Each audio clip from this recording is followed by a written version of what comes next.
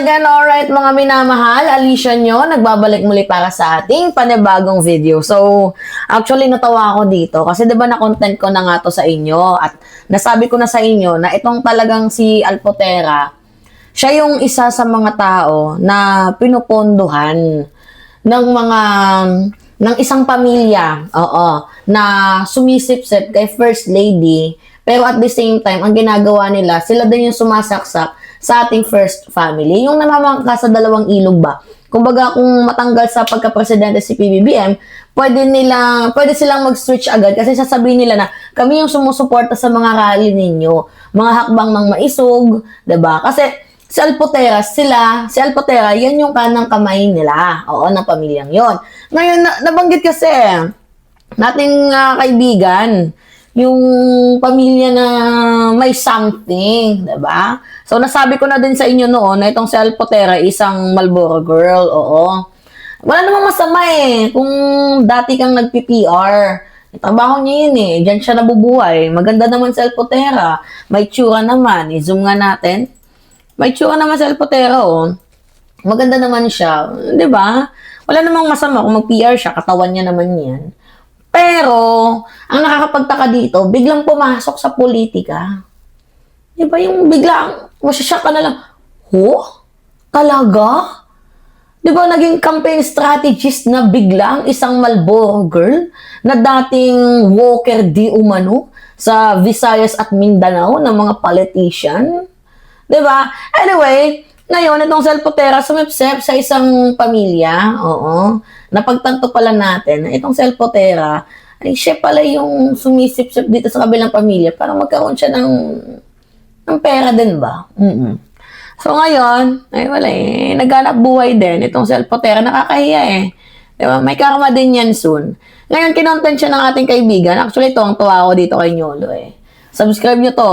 Sige, panoodin natin. Promo, yung mga promo yung namimigay ng mga Marlboro. Try niyo po to Marlboro. Try niyo po itong Marlboro. Masarap po ito. Kasing sarap ko. Ha? Kasing sarap po. Wow! Siguro kaya nakuha siya, no? Kasi sinabi niya, kasing sarap ko. Anak ka ng Okay, ito na. Sa mga hindi po nakakilala dito, ito po si Alpotera, yung kalaban nila Maharlika. Siya po ang nagpopondo kasama po ng Hanson family nila Ano daw? Hanson family? Wow! Laking pamilya yan Bus company daw. Diba? Sa mga hindi po nakakilala dito, ito po si Alpotera, yung kalaban nila Maharlika. Siya po ang nagpopondo kasama po ng Hanson family nila LRY dito po sa mga vlogger na nag-aaway-away po ngayon dahil tinangay ang 1 million each na mga vlogger. Sino yung nagtangay niyan? Walang iba kundi itong si Tio Moreno. Oo, kaya galit na galit din to kay Alpotera itong si Tio Moreno. Sino ba si Tio Moreno? Search natin. Diba mga minamahal? Tio Moreno. Sige nga. Sige. Tio Moreno. Pinost niya yan si Alpotera. Galit na galit. Oo. Kasi bakit daw siya inaatake ni Maharlika? Nandito lang yan yung picture ni Alpotera Hanapin natin. Ito si Alpotera. Yan kita ninyo. Galit na galit sila Kasi bakit parang mas malapit daw itong si Alpotera. Si Maharlika yung galit dito kay Alpotera Oo. Yan Kasi malapit daw itong si Alpotera kay FPRRD. Ginagamit ang po diba? Ang po, diba? Ginagamit, tingnan nyo.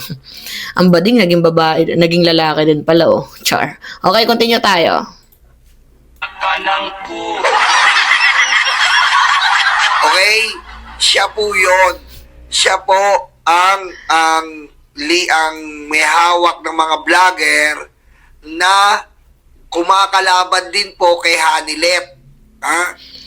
Actually, Kung effective itong si Alputera, dyan sa kabilang grupo, dapat sana hindi nag-aaway-away yung mga vloggers. Kaso siya yung nagiging reason kung bakit nag-aaway-away yung mga vloggers. Ngayon, kinokontent din namin siya para sa kaalaman ng lahat na hindi organized yung mga DDS. 'Di ba? Yan po. Si Hanilit naman, kakampi si Maharlika at si Roque. Eto, dahil tinikman ni Digong to, kakampi to. Diba? Tinikman ni Digong to eh. Siya Binibentang puri. may hawak ng ubot-ubad na betlog ni Digong. Sana all. Kasi dating nurse din yan ni Digong di umano. Diba?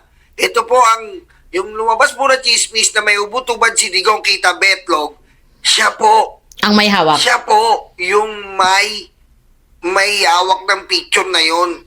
Pinagmalaki niya pa po.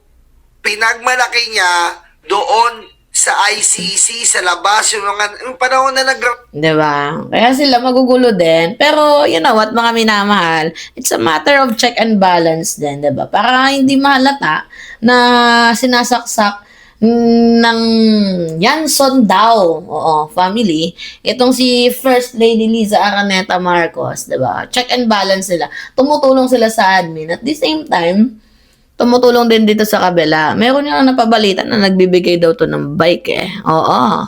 Ano ba yan? May nakita tayong picture eh. Nagbibigay ng bike. Ito, yan. Yan. Ito Pakita lang natin sa inyo. Mahina internet natin. Ay, may ads pala mga minamahal. Meron palang ads. Ito ipapakita natin. Grabe kung makapag-effort eh. Wagas. Iga. Ayan po, yung signature campaign po na Pantanga. Ayan po ha. Dahil kami naman van will visit city soon. Ayo, may paban pa. Mami Mawari, salamat po, Mami Mawari. Kaninong van yan?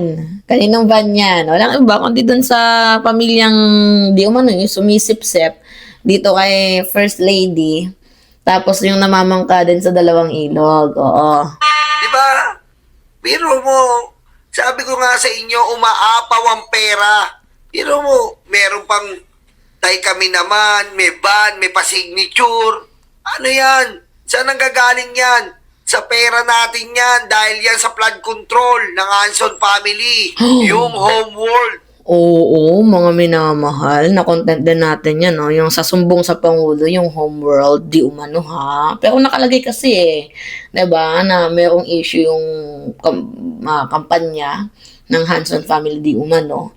Diba? Yung ano nila, isang quote, yung homeworld. So, maybe, baka dyan, kinukuha yung pondo. Punta po kayo sa sumbong sa Pangulo. Tingnan nyo po, itype nyo homeworld. Puro ghost flood control po yon. Nasa listahan ng Pangulo. At yon ay binigay ni Digong sa pamilya ng Hanson family. See? So, I think wala na akong dapat sabihin. Pero, grabe, no? Yung tipong tinanggap na nga kayo ni FL. Yung tipong ang bait sa inyo ni FL. Tapos ganyan lang yung ginagawa ninyo. Suporta pa rin kayo kay Digong. Ano ba yung papel ni FL sa inyo? Ba't nyo nilalapitan kung titirahin lang din naman ninyo? Parang sama, no? Samantalang yung tao naging mabuti sa inyo. Ibinigay po ni Digong yon. Kaya po, nag-uumapaw po ang pera nito. Pera rin po natin yung ginagamit nila at pinambabayad nila sa mga vlogger nila. Sinyola may sabi niya na. Ha? Pera po natin yan. Yung ginagamit nila dahil yan sa flood control na kailangan din imbestigahan ng ombudsman ang homeworld construction. Nako po. Pagmamayari ng pamilyang ano yan? Homeworld construction po na yan. Ha? Ang may-ari niyan ay yung lalaking asawa ng Hanson na babae. Oh. Yung lalaki po ang may-ari. Ghost flood control din po yan. Nako, diba? Meron palang mga natitira pang mga katarantado. Dito, oo. Oo, mga ano ba kay Digong. May mga natitira pa din dito, pero konti na lang sila. Maunti-unti din yan. Alright, mga minamahal kayo. Ano yung masasabi ninyo dito? Anyway, it's me again, Alicia. Nadaan lang natin. Alicia nyo, nagbabalik muli para sa ating panibagong video.